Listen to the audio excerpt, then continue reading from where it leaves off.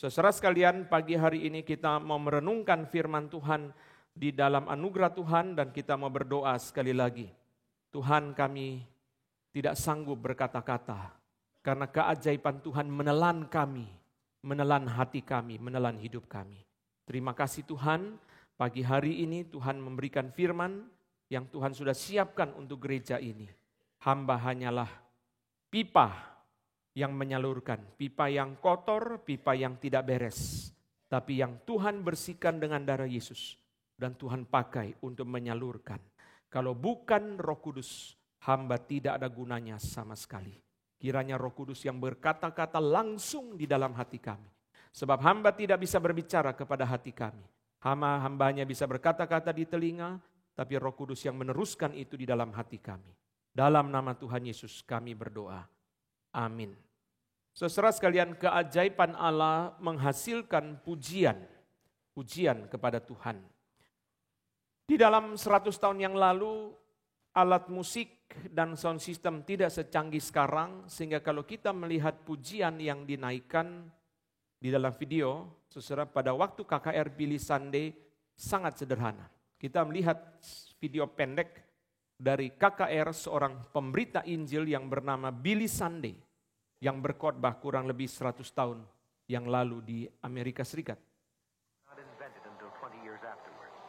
Saudara dengar baik-baik suara orang menyanyi, dia hanya pakai satu trompet. But in this rare film, we can still catch a glimpse of his style of preaching and his way with an audience, as he presents his reasons for the Christian support of prohibition.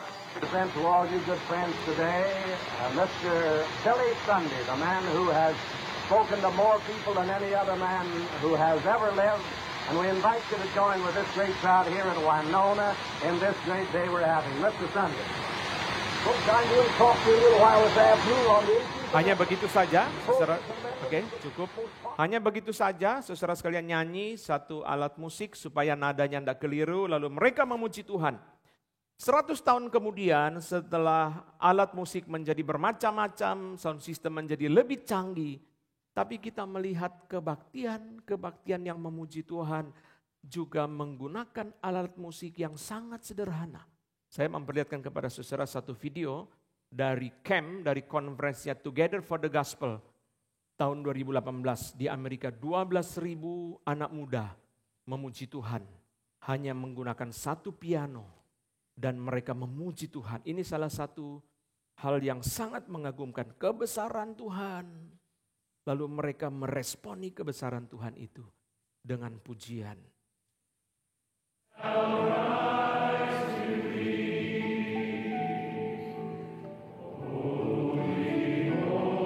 Saudara perhatikan di panggung hanya ada satu piano.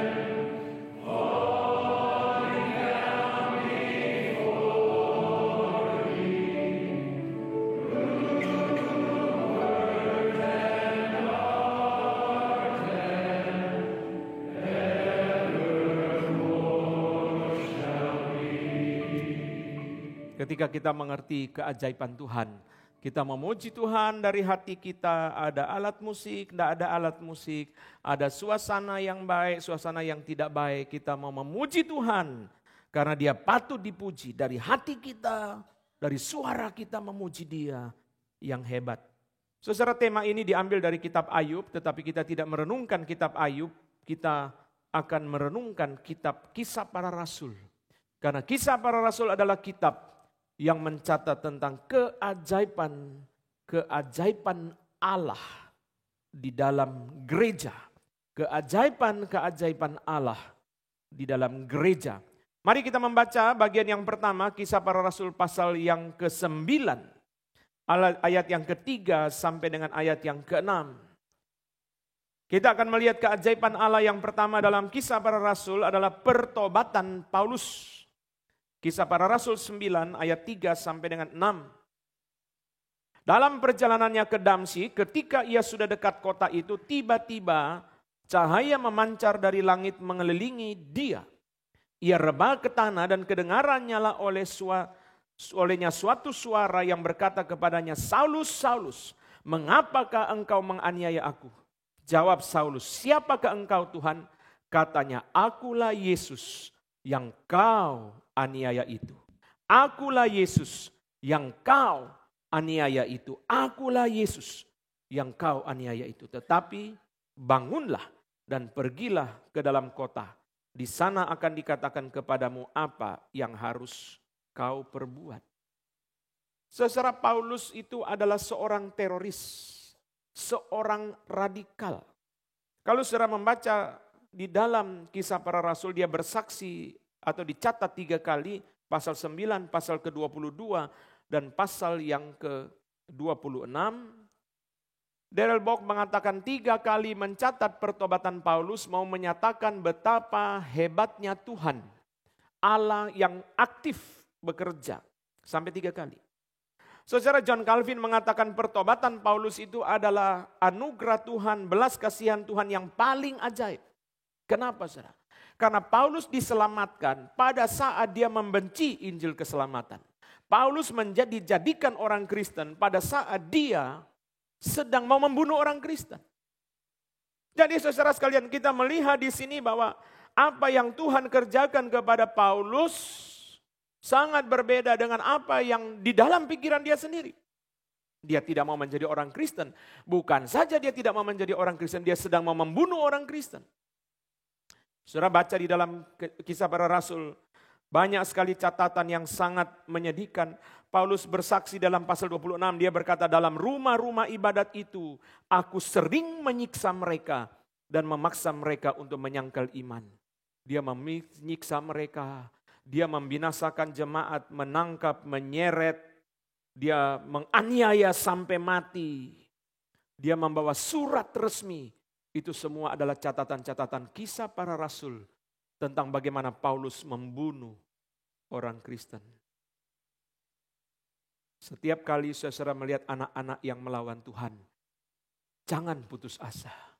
Ingatlah Paulus, seorang teroris. Saudara sekalian, Paulus merasa ketika dia membunuh orang Kristen, dia giat bekerja bagi Allah. Kalimat ini muncul di dalam Kisah Rasul pasal yang ke-22.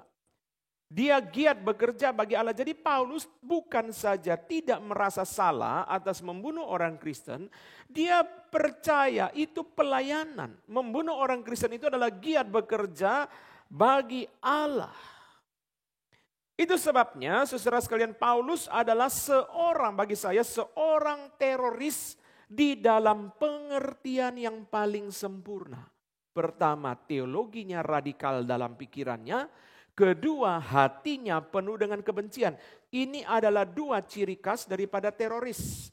Pertama, teologinya radikal, pemikirannya atau bukan teologi, biasanya disebut ideologinya radikal dalam pikirannya, hatinya penuh dengan kebencian. Apa pikiran Paulus? Pikiran Paulus sederhana. Kalau orang Yahudi mengajar bahwa Allah itu satu Allah, satu pribadi, satu Allah, satu pribadi. Kalau Allah itu cuma satu, monoteisme mutlak, satu Allah, satu pribadi, berarti barang siapa menyembah Yesus orang Nazaret sebagai Allah, dia harus dibunuh. Tidak ada jalan lain.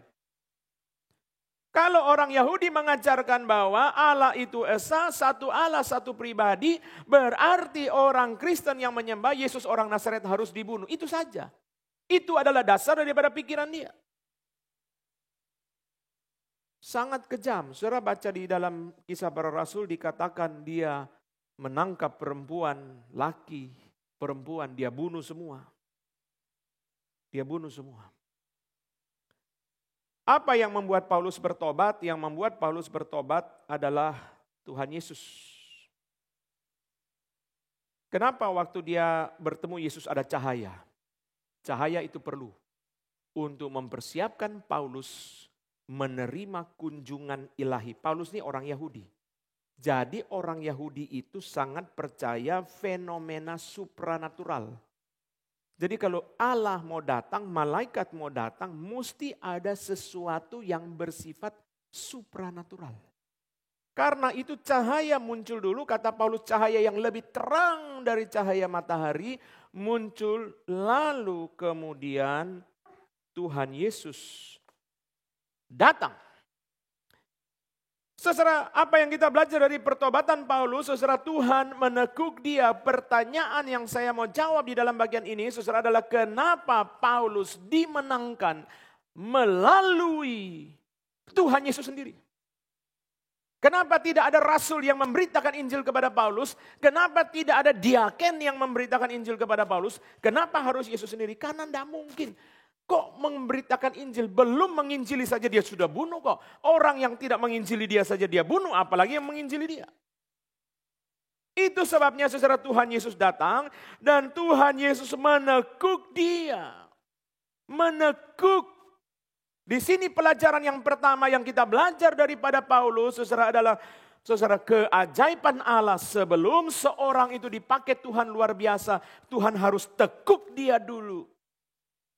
Di dalam Kisah Rasul pasal yang ke-26, Tuhan berkata kepada Paulus, Tuhan Yesus berkata kepada dia, sukar bagimu untuk menendang galah rangsang. Lembu itu kalau dipaksa membajak, dia marah, dia tendang ke belakang.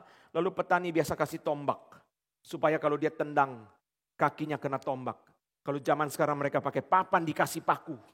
Kalau sapi tidak mau membajak, dia tendang ke belakang, dikasih paku. Makin tendang, makin sakit. Saudara, Paulus ditekuk. Ditekuk sampai takluk. Itulah cara Tuhan Yesus, saudara, menjatuhkan dia. Bertanya kepada dia yang kita akan renungkan, saudara, membongkar seluruh teologi dia. Dan pada akhirnya, saudara, membuat dia buta. Buta adalah cara Tuhan untuk merendahkan orang yang hatinya buta. Buta adalah cara Tuhan, buta di mata kepala ini, untuk merendahkan orang yang hatinya buta. Dia merasa diri hebat. Begitu dia buta, masih merasa diri hebat lagi enggak?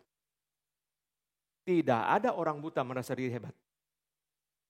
Kenapa Tuhan membutakan dia? Karena dia merasa diri hebat. Saudara, orang yang hatinya buta, saudara, supaya dia bisa ditekuk, jalannya adalah Tuhan membutakan dia.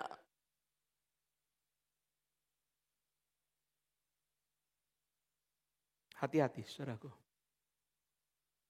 Jangan sampai kita menempuh jalan Paulus. Karena Tuhan menekuk saudara dengan cara ini. Pelajaran yang pertama adalah Tuhan menekuk untuk dipakai, Tuhan tekuk. Itu doanya Evan Roberts, Tuhan tekuklah aku, Lord bend me. Tuhan tekuk saya sampai saya takluk, menyerah. Semua kepercayaan diri hancur, semua teologi hancur, semua keberanian hancur sampai habis. Baru Tuhan pakai dia menjadi pengkhotbah kebangunan yang besar di Wales tahun 1904. Kita lihat fotonya ya. Itu dia berkhotbah di dalam KKR. Tidak ada gedung. Tidak ada sound system. Bagaimana caranya orang bisa dengar khotbah dia? Pakai gunung dan pakai angin. Doa dia sebelum kebangunan itu datang adalah, Tuhan tekuklah aku. Saudara, orang seperti Paulus apa bisa bertobat ya? Tidak bisa. Secara manusia tidak bisa. Hanya Tuhan yang bisa. Secara manusia, saudara bisa berargumentasi dengan Paulus. Paulus, saya mau memberitakan Injil. Belum menginjili sudah dipenggal. Kemarin kita dengar kesaksian misionari, saudara sekalian. Dia bicara sangat berhati-hati. Itu masih orangnya masih mau dengar. Kalau Paulus, saudara, belum bicara sudah mati. Belum bicara sudah mati. Saudara sekalian, Tuhan menekuk dia dengan membuat dia menjadi buta, dia takluk, dia menyerah. Dan Tuhan membongkar dia dengan pertanyaan yang sangat luar biasa. Saulus, Saulus, mengapa engkau menganiaya aku? Satu pertanyaan, teologi dia runtuh. Berarti Paulus langsung disadarkan oleh Roh Kudus, saya selama ini merasa melayani Tuhan, ternyata saya menganiaya Tuhan. Itu yang menyebabkan teologi dia runtuh. Kalau Allah itu satu Allah, satu pribadi, orang yang menyembah Yesus harus dibunuh, dan selama ini saya membunuh mereka karena saya merasa melayani Tuhan. Allah, satu pribadi. Ternyata Yesus yang disalibkan itu muncul, bangkit, menang, berkuasa, mulia, muncul, dan bertanya kepada saya, mengapa engkau menganiaya aku? Berarti selama ini saya menganiaya dia. Satu kalimat firman Tuhan langsung runtuh. Saudara, di sini saudara melihat keajaiban Allah. Satu kalimat firman runtuh. Tidak ada yang mustahil. Teroris seperti Paulus pun. Tidak ada yang mustahil. Nanti saya cerita kepada saudara di bagian berikutnya khotbah ini. Saudara. Seorang teroris India yang dimenangkan. Dia seorang pembunuh orang Kristen. Bagaimana Tuhan memenangkan dia? Jadi saya kasih lihat di bagian berikutnya. Secara firman Allah berkuasa, tidak ada yang mustahil bagi Allah, gampang. Karena itu yang paling penting itu bukan manusia bekerja. Sekali lagi dalam pertobatan Paulus tidak ada orang yang melayani dia. Tidak ada panitia KKR. Maka di situ kita belajar yang penting Tuhan yang bekerja. Bukan yang penting kita, saudara. Yang penting Tuhan. Kita ada, tidak penting. Siapa yang menginjili? Tim penginjilan mana yang menginjili Paulus sehingga dia bertobat? Gak ada. Tapi saya pikir lagi, puji Tuhan. Paulus bertobat, gak ada orang yang menginjili.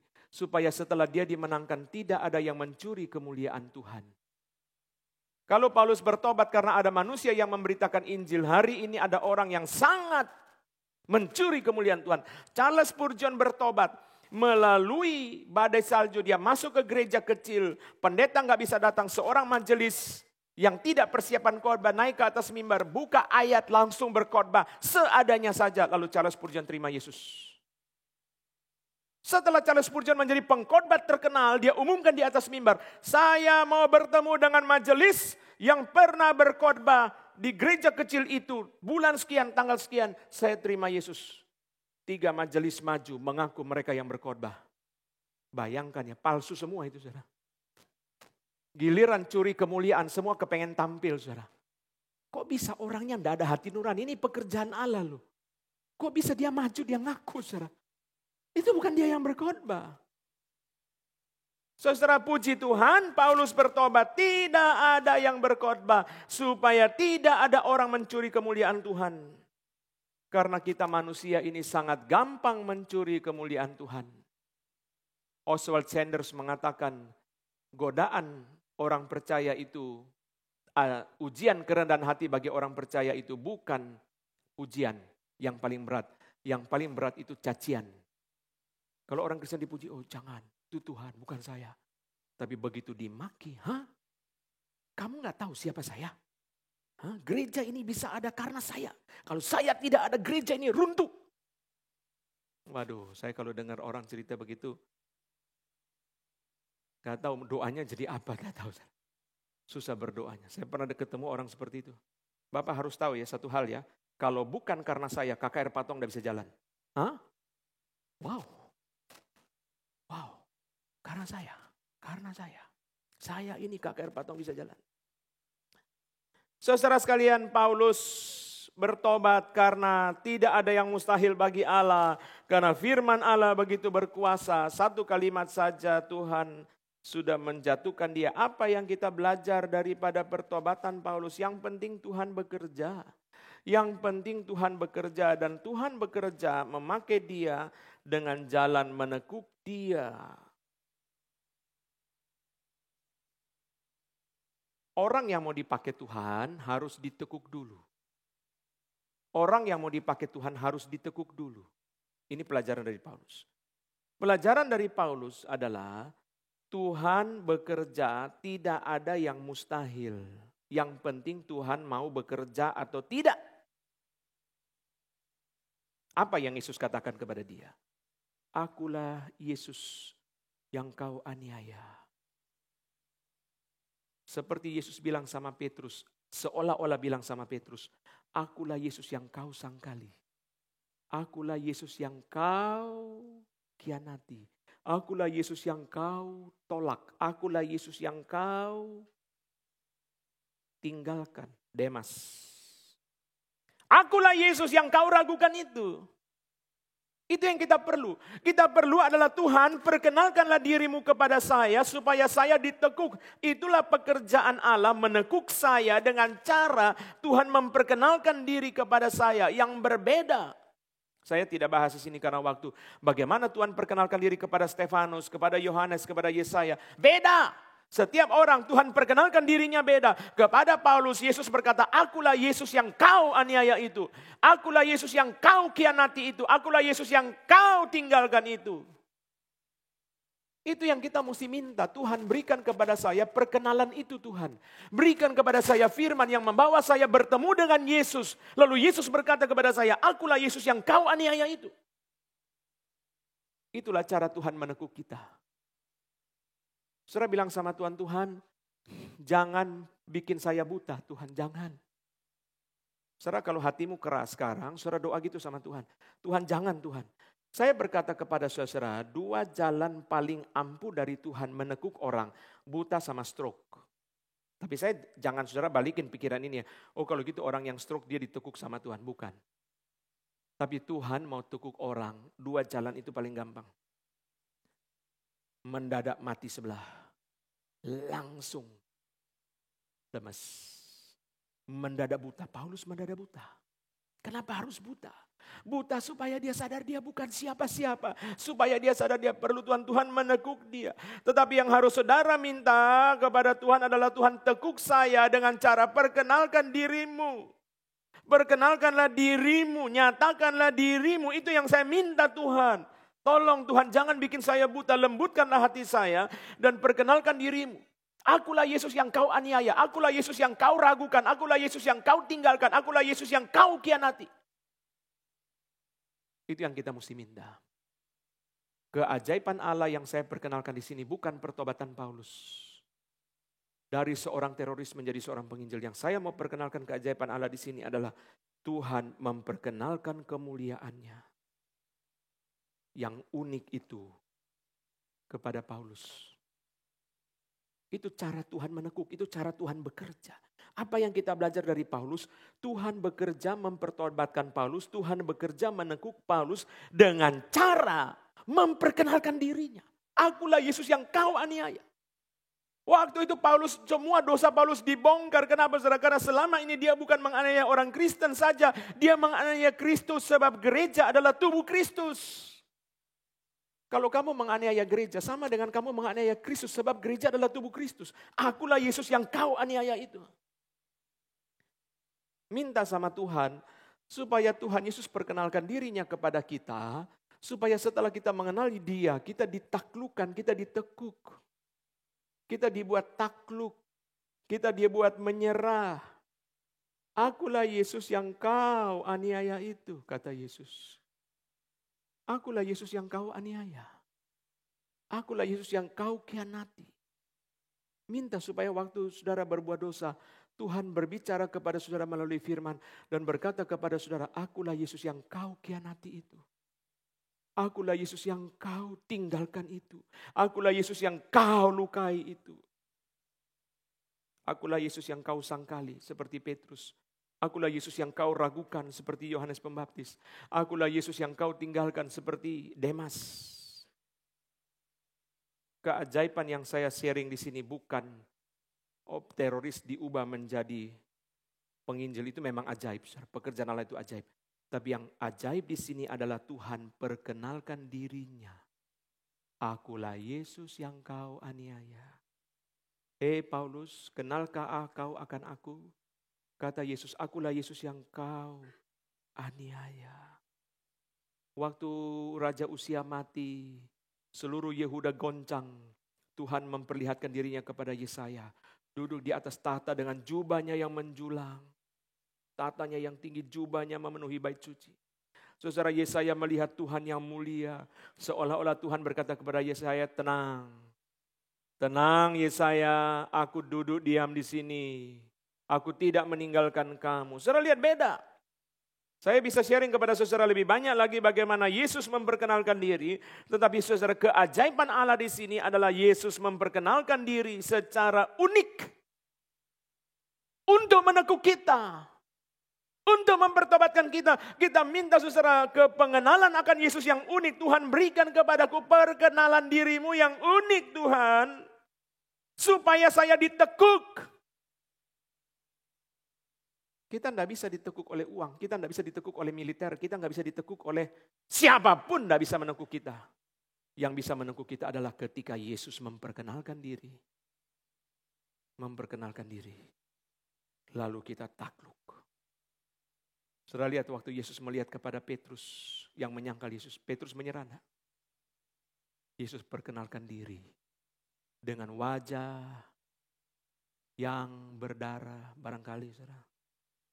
Dengan hati yang terluka, dia memandang kepada Petrus. Dan Petrus takluk.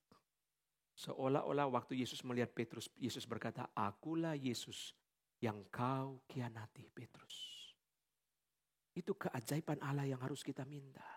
Tuhan, tekuklah saya dengan jalan, perkenalkan dirimu secara unik kepada saya. Itu pelajaran pertama. Tuhan, tekuklah saya dengan jalan, perkenalkan dirimu secara unik kepada saya. Hal apa dari Yesus yang saudara perlu, yang saya perlu bisa beda? Tuhan, perkenalkan dirimu kepada saya Tuhan. Yang unik, yang persis untuk menekuk saya, yang ketika saya mengenal Yesus, langsung saya menyerah, langsung saya takluk. Tuhan tidak bicara kepada Petrus, hanya memandang dia seolah-olah berkata-kata kepada dia, akulah Yesus yang kau sangkali Petrus. Lalu Petrus menangis dan bertobat. Kepada Paulus, saudara sekalian, Tuhan Yesus berkata, akulah Yesus yang kau aniaya itu. Akulah Yesus yang kau aniaya. Saudara pulang, saudara pikir 1-2 pemahaman tentang Tuhan Yesus. Saudara pikirkan ayat tentang Tuhan Yesus. Di dalam khotbah untuk anak-anak sekolah, saya bicara cuma satu hal, darah Yesus. Saya bilang kepada Tuhan, Tuhan saya datang hari ini tidak ada modal apapun kecuali darah Yesus. Orang Kristen adalah orang yang sepanjang hidupnya terus percaya satu hal, darah Yesus itu mahal. Kalau ini tidak terjadi dalam hidup saudara, saudara bukan orang Kristen. Orang Kristen itu bukan yang ke gereja, orang Kristen itu bukan yang baca Alkitab, orang Kristen itu bukan yang pakai kalung salib. Orang Kristen adalah orang yang sepanjang hidup terus percaya darah Yesus itu mahal.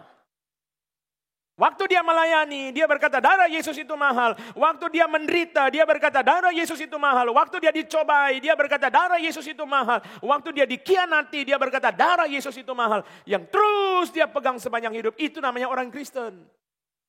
Orang Kristen itu saudara bukan dilihat daripada penampakan. Tuhan berkata kepada Samuel, jangan lihat perawakannya, lihat hatinya. Orang Kristen adalah orang yang hatinya tertuju kepada darah Yesus. Yesus yang mencurahkan darah. Akulah Yesus yang mencurahkan darah bagi pengampunan dosamu. Ini perkenalan yang lain lagi. Akulah Yesus yang mencurahkan darah bagi pengampunan dosamu. Kamu masih mau melawan? Masih kurang darahku ditumpahkan di kayu salib bagimu? Masih kurang. Kamu berani menginjak darah Yesus, itu kata Ibrani. Pada waktu orang percaya sudah diselamatkan, dia masih hidup dalam dosa, kata Ibrani. Dia menginjak-injak darah Yesus. Pada waktu orang percaya sudah ditebus oleh darah Yesus, dia masih hidup dalam dosa. Dia menginjak-injak darah Yesus. Kalau engkau sedang saat ini juga di dalam dosa, ingat engkau kakimu sedang menginjak darah Yesus. Kalau saat ini engkau sedang di dalam dosa, saya tidak tahu dosamu apa. Saya berkata kepadamu, kakimu itu di bawah lagi menginjak darah Yesus. Ini bukan saya ngomong, Ibrani yang ngomong. Kalau sekarang ini engkau sedang di dalam dosa, kakimu itu sedang ada di atas darah Yesus. Seolah-olah Yesus berkata kepadamu, akulah Yesus yang menumpahkan darah bagi kamu. Pelajaran yang pertama, keajaiban Allah adalah Yesus memperkenalkan diri secara unik. Sayang sekali karena waktu saya tidak bisa bandingkan dengan yang lain-lain. Cuma dengan Petrus tadi dengan yang lain. Saudara. Tapi setiap kali Yesus bicara kepada Stefanus beda, kepada Yesaya beda, kepada Yohanes beda. Singa dari suku Yehuda yang menang itu kepada Yohanes, kepada Petrus beda. Keajaiban Allah adalah Yesus memperkenalkan diri secara unik. Dan itulah yang menekuk Paulus. Itulah yang menekuk Paulus karena kemuliaan Kristus yang diperlihatkan kepada dia secara unik. Mari kita buka bagian kedua. Kisah para Rasul 13. Saya bacakan. Ayat 1-4. Pada waktu itu dalam jemaat di Antioquia ada beberapa nabi dan pengajar, yaitu Barnabas dan Simeon yang disebut Niger, dan Lukius, orang Kirene dan Menahem yang diasuh bersama dengan raja wilayah Herodes dan Saulus.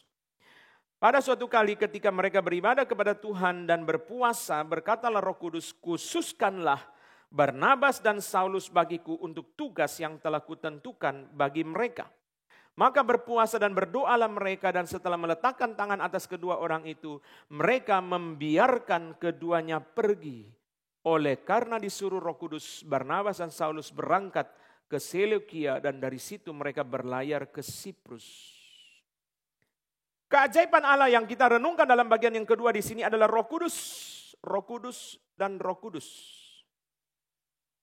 Secara Roh Kudus mengambil alih gereja, itu poinnya. Yang nanti kita akan terus kembangkan di dalam bagian kedua ini. Roh Kudus mengambil alih gereja. Roh Kudus muncul dan berkata kepada jemaat, khususkanlah Barnabas dan Saulus bagiku, dan mereka taat. Secara Barnabas dan Saulus, di antara semua nama yang ada di ayat pertama, ini adalah yang terbaik. Roh Kudus langsung mengambil yang terbaik. Langsung mengambil yang terbaik. Mereka taat. Saudara. Kenapa mereka taat? Karena mereka mengerti jasa Roh Kudus. Gereja tidak bisa ada tanpa Roh Kudus. Roh Kudus yang melahirbarukan kita, Roh Kudus yang membuat kita menjadi anak Allah, Roh Kudus yang membuat kita percaya Tuhan Yesus. Leon Morris mengatakan Roh Kudus yang membuat gereja mula-mula kelompok kecil. Kalau saudara membaca dalam kitab Yohanes, mereka ketakutan masuk ke dalam ruangan, kunci pintu setelah Yesus bangkit itu, saudara. Waktu Yesus bangkit itu. Roh Kudus yang mengubah mereka menjadi kelompok yang berani memberitakan Injil, muncul ke depan, berani berbicara kepada orang yang belum percaya. Tampil, berani bicara kepada imam-imam kepala dan sebagainya. Mereka mengerti ini Roh Kudus yang berjasa, itu sebabnya Roh Kudus yang berhak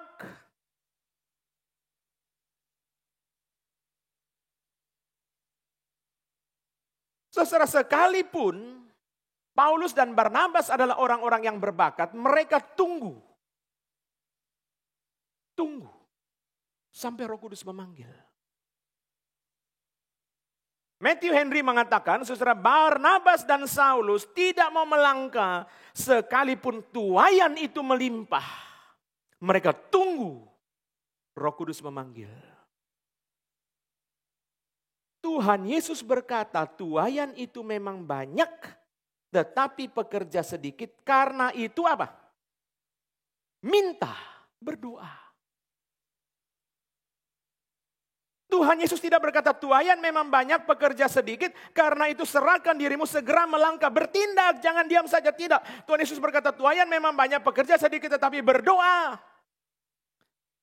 Barnabas dan Saulus tidak mau melangkah, mereka tunggu. Sampai Roh Kudus bertindak, tidak mau melangkah, tunggu. Kenapa, saudara? Karena gereja punya Roh Kudus. Jiwa-jiwa punya Roh Kudus, pekerjaan Tuhan punya Roh Kudus. Mereka tidak berani melangkah. Berdoa. Tuaian memang banyak, tetapi pekerja sedikit. Karena itu mintalah kepada Tuhan yang empunya tuaian. Saudara lihat di sini ya. Barnabas dan Saulus berbakat, mereka tidak berani melangkah. Tadi pagi kita doa ya, Musa bilang begini. Musa, jikalau Tuhan sendiri tidak membimbing kami berangkat dari Mesir, kami tidak akan berangkat. Jangan suruh kami pergi. Musa jenderal perang saja tidak berani melangkah kalau Tuhan tidak memimpin. Apalagi saudara dan saya. Barnabas dan Saulus tidak melangkah, mereka tunggu. Mereka berdoa. Saudara lihat di dalam ayat yang kita baca tadi. Mereka berdoa, mereka berpuasa, mereka berdoa, mereka berpuasa. Sampai Roh Kudus berbicara. Roh Kudus yang mengendalikan, Roh Kudus yang mengelola, Roh Kudus yang merajalela di dalam gereja. Bukan jemaat yang memilih Barnabas dan Saulus. Ini bukan hasil pemilihan. Bukan nabi dan pengajar, di situ disebut nabi dan pengajar. Bukan nabi dan pengajar yang menentukan, bukan jemaat yang menentukan, tapi Roh Kudus yang menentukan. Sekalipun kita diberikan bakat oleh Tuhan, jangan melangkah kecuali Roh Kudus. Kalau saudara dan saya melangkah, saudara merasa diri layak. Dan ini dosa besar.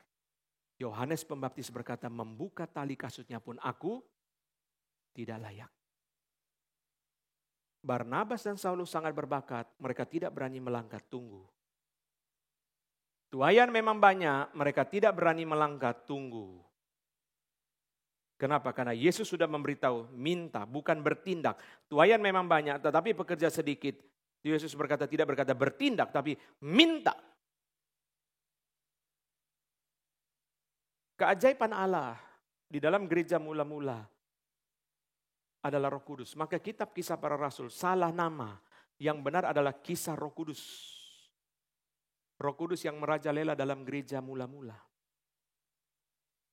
Bukan rasul-rasul. Mama Pendeta Stephen Tong berdoa supaya Tuhan memanggil pemuda-pemudi menjadi hamba Tuhan. Dan 5 anak laki di dalam rumahnya dipanggil menjadi hamba Tuhan. Tahun 30-an, Papa dari Billy Graham berdoa di kota Charlotte. Tuhan bangkitkan dari kota Charlotte ini seorang laki-laki, seorang pemuda yang dipakai Tuhan memberitakan Injil ke seluruh dunia. Dan belasan tahun kemudian Billy Graham mulai berkhotbah KKR keliling Amerika. Evan Roberts yang tadi kita lihat fotonya, saudara, dia berdoa selama 11 tahun. Ada yang bilang 13 tahun. Sampai datang dia diberikan kesempatan berkhotbah bulan Oktober tahun 04 kepada 17 orang. Sampai Juli tahun depannya 05. Jadi Oktober 04, Oktober ya, November, Desember, Januari, Februari, Maret, April, Mei, Juni, Juli, 9. Dari 17 menjadi 100.000 yang dimenangkan. Kenapa saudara? Karena dia menunggu Roh Kudus. Kita tidak mau menunggu Roh Kudus. Kita mau segera bertindak. Jeremiah Lanphier, seorang awam.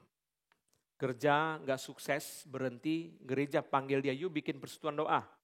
Rabu siang, jam 12 sampai jam 1. Lalu dia bikin poster, coba dikasih lihat posternya. Dia bikin poster ini, saudara. Daily prayer meeting from 12 to 1 o'clock. Stop 5, 10, 20 minutes or the whole hour.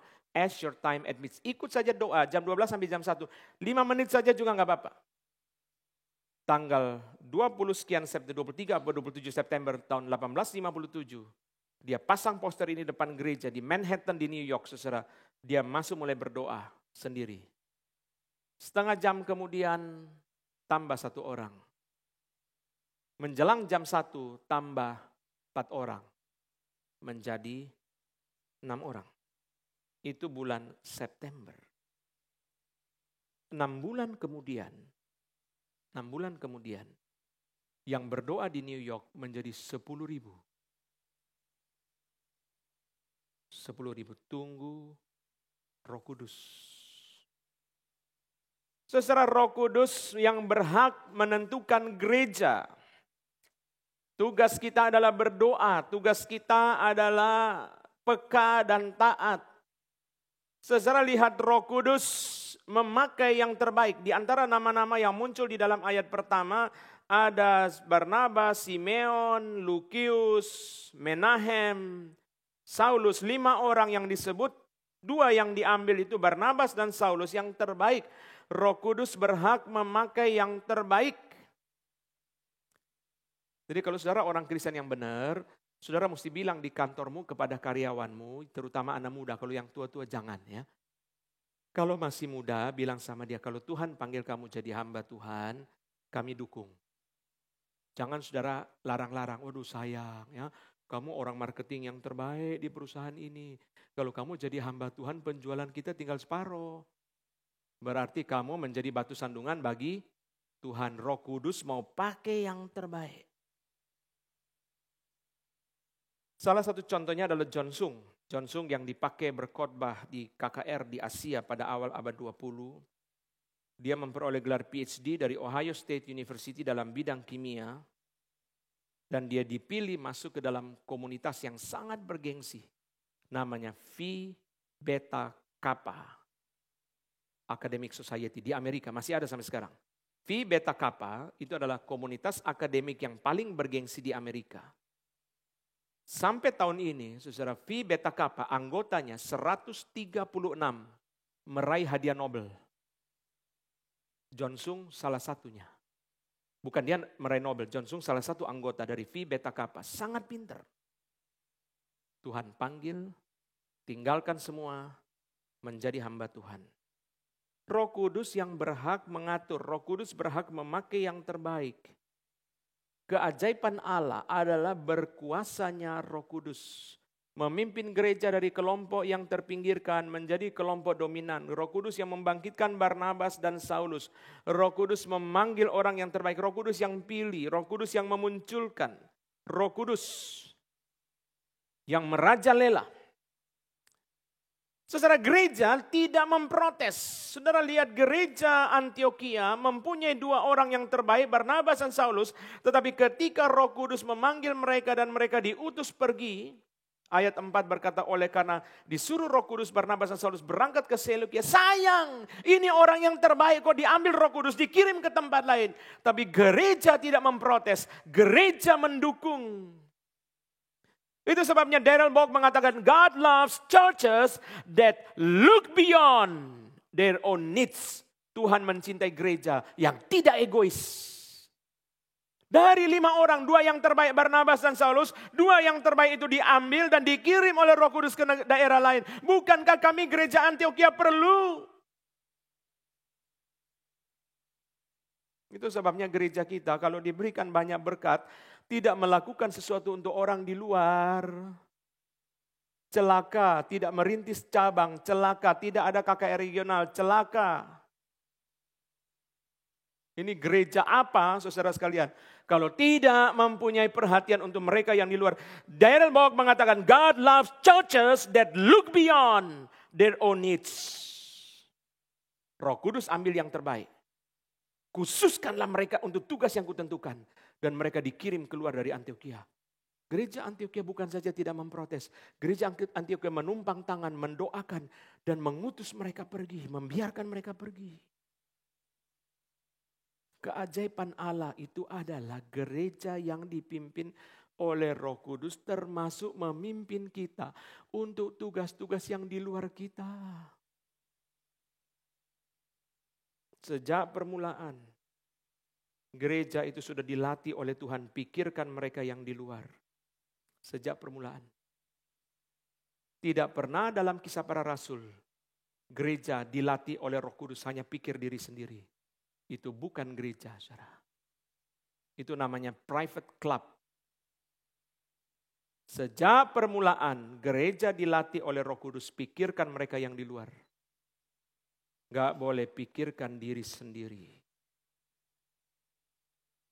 Saudara lihat, Bukan Barnabas dan Paulus yang menentukan, bukan gereja yang menentukan, Roh Kudus yang menentukan. Roh Kudus memilih yang terbaik. Gereja mendukung. Keajaiban Allah apa? Yang kedua, keajaiban Allah yang pertama kita belajar, Yesus memperkenalkan diri secara unik kepada Paulus dan itu menekuk Paulus. Sebelum dia dipakai Tuhan besar, Tuhan tekuk dia dulu dengan cara kemuliaan Kristus dinyatakan kepada dia. Pelajaran yang kedua, saudara sekalian, keajaiban Allah adalah gereja yang dikendalikan sepenuhnya oleh Roh Kudus. Bukan yang saya mau, bukan yang saudara mau, bukan yang kami penatua mau, pimpinan mau. Bukan. Yang Tuhan mau. Yang Tuhan mau. Yang ketiga. Keajaiban Allah yang ketiga di dalam Kisah Para Rasul adalah mujizat-mujizat. Mari kita membaca firman Tuhan dari Kisah Para Rasul 3. Kisah Para Rasul 3. Kisah Para Rasul 3.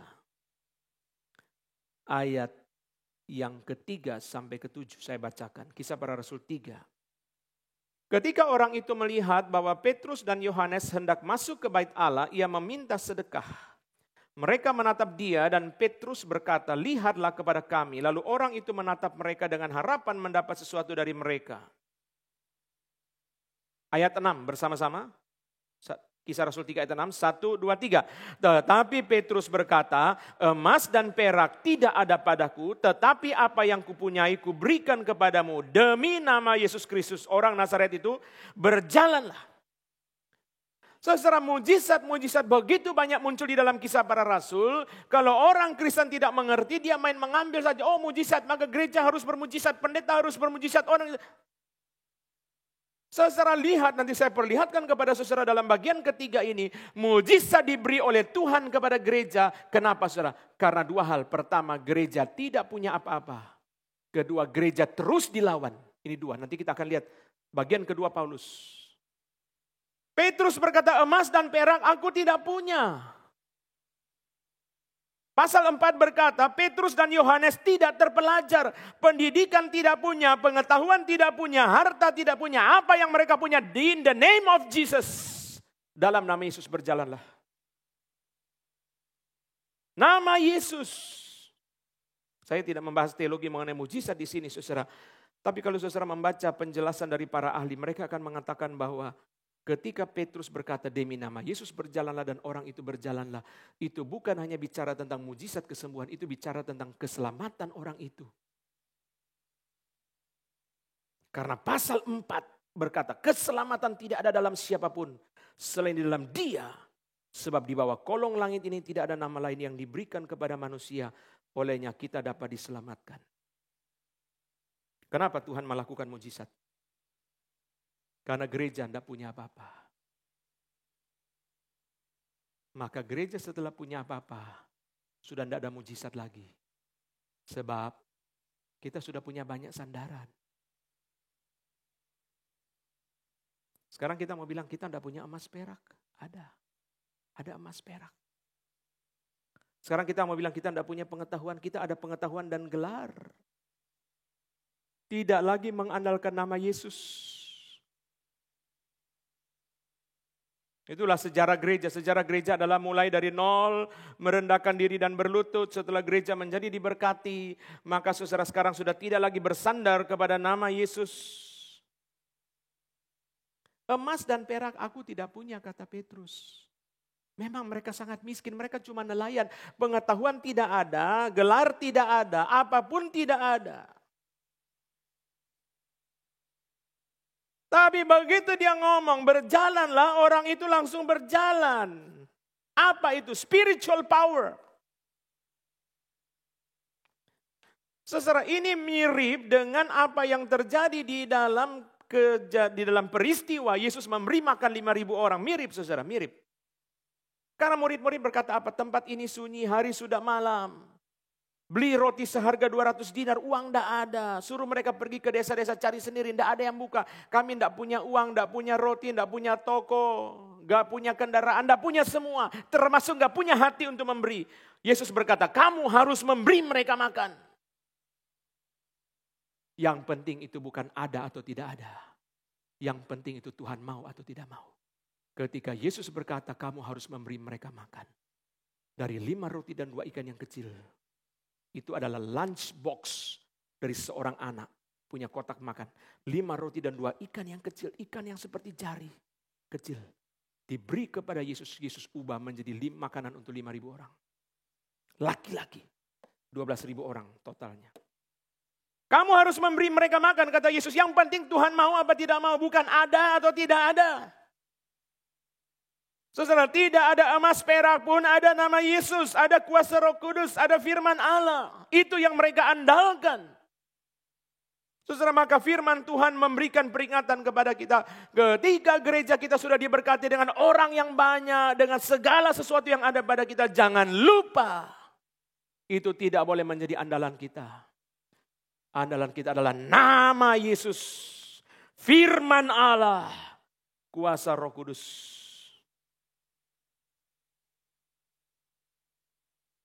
Gereja selalu mulai seperti itu.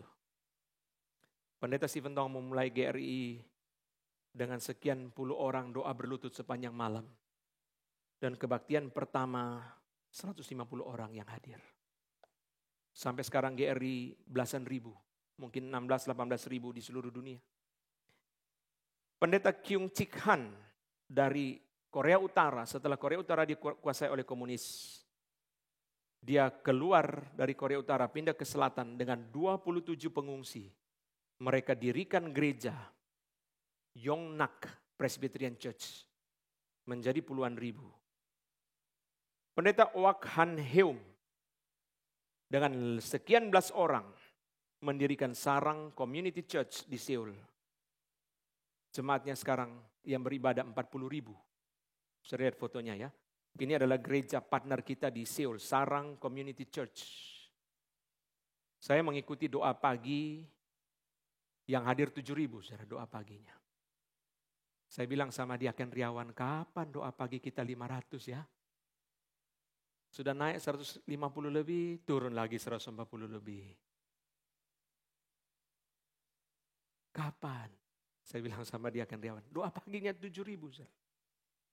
Saudara, ini gereja gedung di bawah tanah terbesar di dunia. Memenangkan Guinness Book of World Record. Saya lihat di situ, saya pergi ke gereja ini, saudara. Gereja yang sangat prestisius. Misionaris Korea yang kenalan saya, Pendeta Paul Kim, bilang sama saya, Pak, kalau Bapak bawa keluarga ke Seoul, jangan coba-coba tinggal di dekat gereja ini, itu hotel mahal. Karena gereja ini letaknya seperti Grand Indonesia, saudara. Saudara, gereja yang MRT di tengah kota Seoul langsung turun ke gereja ini mungkin cuma dia. Pusat kota. Jadi saya tidak tahu bagaimana caranya sampai saudara orang itu turun MRT itu langsung masuk ke gereja. Di pusat kota Seoul. Dulu gereja ini adalah namanya Gangnam Community. Gangnam Style itu saudara tahu ya. Gangnam Style itu, saudara, itu gereja ini dulu namanya komunitas Gangnam itu, saudara. Itu di pusat kota Seoul. Saudara sekalian, Patong cerita kapan hari katanya mereka punya biaya pembangunan aja berapa, 400 juta dolar kalau saya tidak salah. Kebanyakan gereja kalau kerjasama sama GRI selalu, atau STT kalau kerjasama sama GRI selalu minta uang. Mereka satu-satunya yang waktu pandemi tawari kita uang. Kita mau memberi persembahan ke GRI. Saudara sekalian, dari sekian belas orang terus berdoa. Berdoa sampai menjadi gereja yang besar. Kenapa Tuhan memberi mujizat? Karena mereka tidak punya apa-apa. Mari kita lihat pasal 14. Kenapa Tuhan memberi mujizat? Ayat 2 dan 3.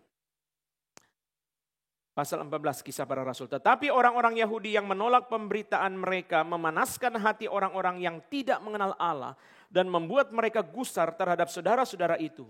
Paulus dan Barnabas tinggal beberapa waktu lamanya di situ. Mereka mengajar dengan berani karena mereka percaya kepada Tuhan dan Tuhan menguatkan berita tentang kasih karunia-Nya dengan mengaruniakan kepada mereka kuasa untuk mengadakan tanda-tanda dan mujizat. Apa itu? Perlawanan. Kalau tadi tidak punya apa-apa, sekarang perlawanan terus-menerus. Saudara lihat ayat 2. Orang Yahudi menolak, setelah menolak mereka provokasi. Mereka berkeliling orang-orang yang tidak mengenal Allah. Mereka memanaskan hati. Cerita yang menjelek-jelekan Paulus dan Barnabas sampai orang itu emosi. Gusar di situ ayat 2. Saudara lihat ini. Dilawan terus. Maka hamba-hamba Tuhan seperti Paulus dan Barnabas yang terus dilawan, Tuhan memberi kepada mereka mujizat supaya mereka dikuatkan. Mereka terus dilawan. Petrus tidak punya apa-apa, Paulus terus dilawan, itu sebabnya Tuhan memberikan kepada mereka mujizat. Saudara, bukan mujizat yang penting. Yohanes Pembaptis penuh dengan Roh Kudus tidak pernah membuat mujizat. Bukan mujizat yang penting. Kita tidak boleh keliru memahami, saudara. Paulus bangkitkan orang mati, Petrus bangkitkan orang mati. Tapi mereka matinya tragis, saudara. Mereka bermujizat sendirinya, matinya tragis. Stefanus menyembuhkan orang bermujizat, tetapi matinya tragis. Kenapa Tuhan melakukan mujizat? Untuk menguatkan yang melayani, yang dilawan. Dan untuk menekuk yang melawan. Nanti saya kasih contoh orang Hindu itu, saudara. Untuk menguatkan yang dilawan dan menekuk yang melawan. Daud bilang begini, karena dengan engkau, dengan Tuhan, aku berani menghadapi gerombolan. Karena dengan engkau aku berani menghadapi gerombolan. Dengan Allahku aku berani melompati tembok. 2 Samuel 22 ayat 30. Karena dengan engkau aku berani menghadapi gerombolan, kata Daud. Dengan Allahku aku berani melompati tembok. Mari kita hafal ayat ini. 1, 2, 3. Karena dengan engkau aku berani menghadapi gerombolan. Dengan Allahku aku berani melompati tembok. 1, 2, 3. Karena dengan engkau aku berani menghadapi gerombolan. Dengan Allahku aku berani melompati tembok. 2 Samuel 22 ayat 30. Mereka berani karena mereka bersama dengan Tuhan. Tuhan menyertai mereka. Tuhan memberikan kepada mereka kuasa untuk melakukan mujizat. Donald Guthrie mengatakan sebagaimana Yohanes tunjukkan secara jelas dalam Injilnya, tanda-tanda ajaib bersifat mengkonfirmasi, yaitu menunjuk kepada kemuliaan Kristus. Kenapa Tuhan beri mujizat kepada gereja mula-mula? Karena pertama, tidak punya apa-apa. Kalau tidak mujizat terus apa lagi dong? Tidak punya apa-apa kok. Emas perak nggak ada, pengetahuan nggak ada, gelar nggak ada. Yang kedua, saudara, karena apa? Karena mereka terus dilawan. Tadi kita lihat ya, orang Yahudi menolak pemberitaan mereka, memanaskan hati orang-orang supaya orang-orang benci kepada Paulus dan Barnabas. Tuhan beri mujizat. Niladri Kanhara, orang Hindu. Ini adalah ekstremis Hindu. Namanya Niladri Kanhara. Dia berkata, saudara, mereka menanamkan racun kebencian dalam pikiran saya sejak kecil. Saya belajar membenci dan menyiksa orang Kristen.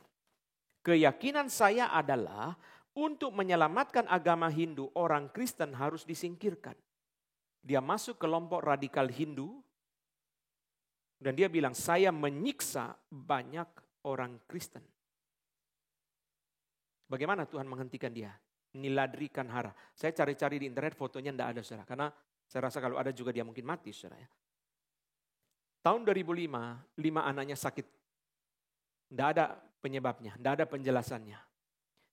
Segala upaya dia coba untuk menyembuhkan 5 anak. 5 sekaligus sakit semua. Itu caranya Tuhan disiplin dia ya, anakmu sakit 5 orang. Tidak bisa sembuh, sudah habis-habisan uang banyak, jual emas, jual kambing, ke sana kemari, cara tradisional, cara herbal, cara dokter, timur, barat, tidak bisa. Akhirnya gengsi harus turun. Seperti Yairus harus tersungkur di kaki Yesus. Bagaimana caranya dia turunkan gengsi? Cari pendeta Kristen di situ. Yang dia benci. Pak, tolong doakan. 5 anak saya sakit. Setelah didoakan, sekaligus 5 sembuh semua. Nah, saudara tahu di sini kenapa mujizat dipakai? 5 anak sembuh semua. Langsung percaya Yesus. Setelah dia percaya Tuhan Yesus, orang Hindu balik menyiksa dia. Saudara, seperti Paulus ya. Setelah Paulus percaya Yesus, orang Yahudi mau bunuh dia. Kenapa? Ini lebih berbahaya dari yang sebelumnya. Yang terakhir. Keajaiban yang ketiga tadi, mujizat-mujizat yang terakhir. Keajaiban yang keempat, saudara, adalah pertambahan jumlah jemaat. Kisah para Rasul 16 kali. Kalau saya baca salah satu catatan, 16 kali mencatat pertumbuhan jumlah jemaat. Di mana-mana kita orang Kristen selalu kurang, terlalu mementingkan kuantitas. Kita lebih pentingkan kualitas, kecuali Kisah para Rasul. 16 kali menekankan pertumbuhan jumlah. Howard Marshall mengatakan kenapa banyak sekali berbicara mengenai pertumbuhan jumlah, padahal begitu banyak perlawanan, penolakan di dalam gereja mula-mula. Karena Acts is the story of the triumphant progress of the word of God. Kisah para Rasul adalah cerita kemajuan yang menang. Kemajuan penuh kemenangan dari firman Allah. Pertambahan jumlah muncul 16 kali. Mari kita lihat satu bagian. Pasal 9. Pasal ke-9. Ayat 31. Kisah para Rasul. Pasal ke-9 ayat 31. Selama beberapa waktu jemaat di seluruh Yudea, Galilea dan Samaria berada dalam keadaan damai. Jemaat itu dibangun dan hidup dalam takut akan Tuhan. Jumlahnya makin bertambah besar oleh pertolongan dan penghiburan Roh Kudus. Kenapa Kisah para Rasul suka bicara pertumbuhan jumlah jemaat? Karena mau memperlihatkan jasa Roh Kudus. Seperti poin pertama, poin kedua. Kenapa Kisah para Rasul sangat menekankan pertambahan jumlah jemaat? Karena mau menekankan jasa Roh Kudus. Roh Kudus yang memberi mereka damai, Roh Kudus yang membangun mereka menjadi takut akan Tuhan, dan Roh Kudus yang menambah jumlah mereka. Saudara dengar baik-baik poin ini. Di dalam konteks pengajaran yang benar, pertambahan jumlah adalah pekerjaan Roh Kudus. Di dalam konteks pengajaran yang benar, pertambahan jumlah adalah salah satu tanda pekerjaan Roh Kudus. Di dalam konteks pengajaran yang benar, pertambahan jumlah adalah salah satu tanda pekerjaan Roh Kudus. Di dalam konteks pengajaran yang benar, pertambahan jumlah adalah salah satu tanda pekerjaan Roh Kudus. Tapi PR kita gak cuma sampai di situ. PR kita tidak cuma sampai di situ. Pasal 6 ayat 7 berkata, firman Allah makin tersebar, jumlah murid di Yerusalem makin bertambah, juga sejumlah orang besar imam menyerahkan diri. Menyerahkan itu adalah was being obedient. Firman Allah tersebar, jumlah murid makin bertambah. Jumlah besar imam menyerahkan diri. Kisah Rasul 6 ayat 7. Menyerahkan diri dan percaya itu adalah being obedient to faith. Apa itu? Bukan hanya bertambah di dalam jumlah, tapi bertumbuh di dalam ketaatan. Bertambah di dalam jumlah, tapi juga bertumbuh di dalam ketaatan. Doa kita supaya gereja kita yang sudah mengalami pekerjaan Roh Kudus dengan jelas ini. Dalam konteks pengajaran yang benar, pertambahan jumlah adalah tanda pekerjaan Roh Kudus. Bukan hanya bertambah di dalam jumlah, tapi bertumbuh di dalam ketaatan. Terakhir, mari kita buka pasal 2. Kisah Rasul pasal kedua ayat yang ke-47. Sambil memuji Allah dan mereka disukai semua orang. Dan tiap-tiap hari Tuhan menambah jumlah mereka dengan orang yang diselamatkan. Disukai semua orang. Berarti mempunyai kesaksian yang baik. Bukan hanya bertambah dalam jumlah, tapi bertumbuh dalam ketaatan. Bukan hanya bertumbuh dalam ketaatan, bertumbuh dalam kesaksian. Saya ulang lagi. Bukan hanya bertambah dalam jumlah, tetapi juga bertumbuh di dalam ketaatan. Bukan hanya bertumbuh dalam ketaatan, bertumbuh dalam kesaksian. Keajaiban Allah yang keempat adalah pekerjaan Roh Kudus di dalam pertambahan jumlah jemaat. Dalam konteks ajaran yang benar, pertambahan jumlah jemaat adalah tanda pekerjaan Roh Kudus. Karena ajaran yang benar orang tidak mau. Kalau ajaran yang salah rame itu wajar. Semua mau kok. Ajaran yang benar orang tidak mau. Kalau orang bisa tambah itu Roh Kudus. Bukan hamba Tuhannya. Bukan pengurusnya. Roh Kudus. Jumlah mereka bertambah oleh penghiburan dan pertolongan Roh Kudus. Tapi doa kita bukan hanya berhenti di situ. Bertumbuh dalam ketaatan, bertumbuh dalam kesaksian. Bukan hanya bertambah dalam jumlah, tapi bertumbuh dalam ketaatan. Bukan hanya bertumbuh dalam ketaatan, bertumbuh dalam kesaksian. Bukan hanya bertambah dalam jumlah, tapi bertumbuh dalam ketaatan. Bukan hanya bertumbuh dalam ketaatan, bertumbuh dalam kesaksian. Kesaksian sebagai pribadi, kesaksian sebagai gereja. Saya tutup khotbah ini dengan kesaksian dari Dr. Francis Collins. Francis Collins adalah seorang dokter, ahli genetika yang sangat terkenal, mantan direktur dari National Institute of Health, NIH, di Amerika Serikat.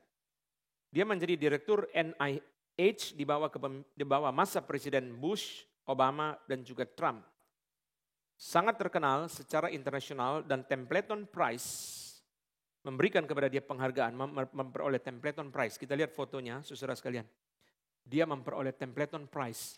Templeton Prize pernah diterima oleh Ibu Teresa. Salah satu penghargaan dengan uangnya fantastis. Dia menerima penghargaan $1 juta dari award ini. Pada waktu Yayasan Templeton memberikan penghargaan, mereka mengatakan begini. Dr. Francis Collins mewujudkan cita-cita penghargaan Templeton terhadap dengan keyakinannya yang kuat akan kekuatan sains untuk mengeksplorasi pertanyaan-pertanyaan terdalam tentang keberadaan sambil tetap berpegang teguh pada iman Kristen. Francis Collins berdebat dengan Christopher Hitchens, orang ateis yang sangat terkenal. Mereka berdebat, tetapi Hitchens tidak bisa menutup penghargaan dia kepada Collins di dalam hal akademik, sains, dan juga integritas. Pada waktu Christopher Hitchens mengidap kanker esofagus, Francis Collins sebagai direktur dari NIH mengerahkan seluruh tenaga untuk membantu Christopher Hitchens. Hitchens, orang ateis, mengatakan, sekalipun saya tidak setuju teologi dia, saya harus angkat topi kepada akademiknya, keilmuannya, dan integritasnya, dan kasihnya sebagai orang Kristen. Orang ateis pun harus ngaku, dipaksa ngaku. Karena kesaksian. Gereja bukan hanya bertumbuh di dalam jumlah, tapi juga bertumbuh di dalam ketaatan. Dan bertumbuh di dalam kesaksian. Bapak Andi Hendra dan Penatua Andreas akan naik ke atas memimpin kita dalam doa untuk meresponi firman Tuhan. Mari kita bangkit berdiri. Kedua Bapak akan memimpin kita di dalam doa untuk meresponi firman Tuhan. Bapak Andi Hendra dan Penatua Andreas Chandra akan memimpin kita di dalam doa untuk meresponi firman Tuhan. Mari kita masuk ke dalam doa yang dipimpin oleh kedua saudara kita.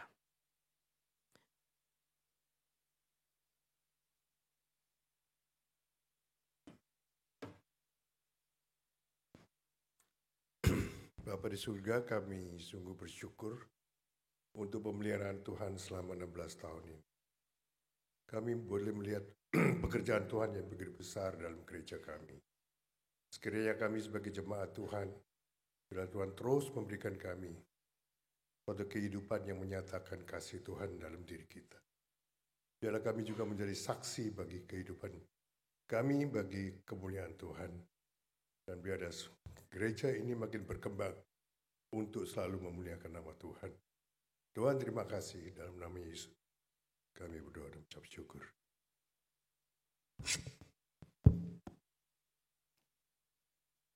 Bapa di dalam surga, kami sekali lagi Tuhan hati kami penuh dengan ucapan syukur karena kasih karunia-Mu yang sudah menuntun gereja-Mu dari sejak mula-mula sampai hari ini. Tuhan, kami mengucap syukur untuk berbagai hal yang sudah Engkau izinkan terjadi di dalam proses pertumbuhan gereja-Mu. Sehingga kami, Tuhan, boleh menyadarin bahwa Engkaulah Tuhan yang berdaulat atas segala perkara. Dan kami mengucap syukur karena Engkau, Tuhan, di dalam seluruh proses pertumbuhan ini, kami boleh menyaksikan kebesaran-Mu. Kami boleh menyaksikan kemuliaan-Mu. Dan kami boleh mencicipi belas kasihan-Mu dan kemurahan hati-Mu. Terima kasih Tuhan atas pemeliharaan-Mu. Terima kasih Tuhan atas topangan tangan-Mu. Dan kiranya Tuhan seluruh kebaikan-Mu yang sudah kami alamin dan kami nikmatin boleh membawa kami semakin merendahkan diri di hadapan-Mu. Boleh membawa kami semakin, Tuhan, belajar untuk taat dan menjaga kesaksian hidup kami. Sehingga Tuhan, hanya Engkau saja yang dimuliakan. Dan hanya Engkau saja Tuhan yang ditinggikan. Kuatkan setiap kami Tuhan yang sudah mendengarkan firman-Mu pada pagi hari ini. Sehingga kami pulang dengan tidak sia-sia. Tetapi hidup kami boleh semakin diperbarui oleh Roh Kudus. Dan Roh Kudus yang terus menetap dan terus membimbing langkah-langkah kami. Menuju ke depan menjadi semakin menyenangkan hati Tuhan. Dan hanya di dalam nama Tuhan Yesus saja kami telah minta dan mengucap syukur. Amin. Amin. Dengan tetap berdiri kita bersama-sama mengaku iman kita di hadapan Tuhan bersama dengan orang percaya segala zaman dan sepanjang masa. Aku percaya kepada Allah, Bapa yang Maha Kuasa, Khalik langit dan bumi, dan kepada Yesus Kristus, anaknya yang tunggal Tuhan kita, yang dikandung dari Roh Kudus, lahir dari anak darah Maria, yang menderita sengsara di bawah pemerintahan Pontius Pilatus, disalibkan, mati dan dikuburkan, turun ke dalam kerajaan maut. Pada hari yang ketiga, bangkit pula dari antara orang mati, naik ke sorga, sebelah kanan Allah, Bapa yang Maha Kuasa. Dan dari sana ia akan datang untuk menghakimi orang yang hidup dan yang mati. Aku percaya kepada Roh Kudus, gereja yang kudus dan am, persekutuan orang kudus, pengampunan dosa, kebangkitan tubuh, dan hidup yang kekal. Amin. Silakan duduk. Saudara sekalian, kita memuji Tuhan atas semua pekerjaannya di dalam gerejanya, seperti juga tadi sudah disaksikan oleh Penatua Jerome dan juga doa dari Penatua Edi. Saya mengaminkan apa yang sudah didoakan dan di-sharingkan. Karena itu saudara, di dalam konteks kita sebagai bagian dari gerakan Reform Injili, mari kita bersama-sama mengikuti Speak untuk belajar firman Tuhan, membawa teman-teman kita khususnya belajar tentang doktrin gereja melalui Speak pada tanggal 30 Agustus. Bapak Ibu bisa membeli tiket dan mempersiapkan diri untuk mengikuti pada akhir bulan ini, hari Sabtu akhir bulan ini. Saudara sekalian, lalu kemudian pada bulan Oktober akan diadakan Konvensi Injil Nasional yang dipimpin oleh Pendeta Stephen Tong. Pada tanggal 1 sampai 5 Oktober kami mengundang saudara semua penata layan. Pelayanan konvensi ini diadakan untuk orang-orang yang melayani. Jadi Bapak Ibu yang melayani dalam bidang apa saja diundang untuk ikut belajar melalui Konvensi Injil Nasional. Kami mendorong Bapak Ibu yang melayani boleh mengikuti. Yang terakhir, saudara, minggu depan kita akan beribadah pada tanggal 17 Agustus dan saya akan membahas satu tema yang khusus. Kita tidak membahas 2 Timotius, tetapi saya membahas satu tema, negara kuat menurut Alkitab itu apa, saudara? Apa kriteria negara kuat menurut Alkitab? Minggu depan kita bersama-sama belajar, kami undang Bapak Ibu kembali, membawa teman-teman untuk belajar firman Tuhan di dalam sesi yang khusus pada hari kemerdekaan negara kita pada minggu yang akan datang.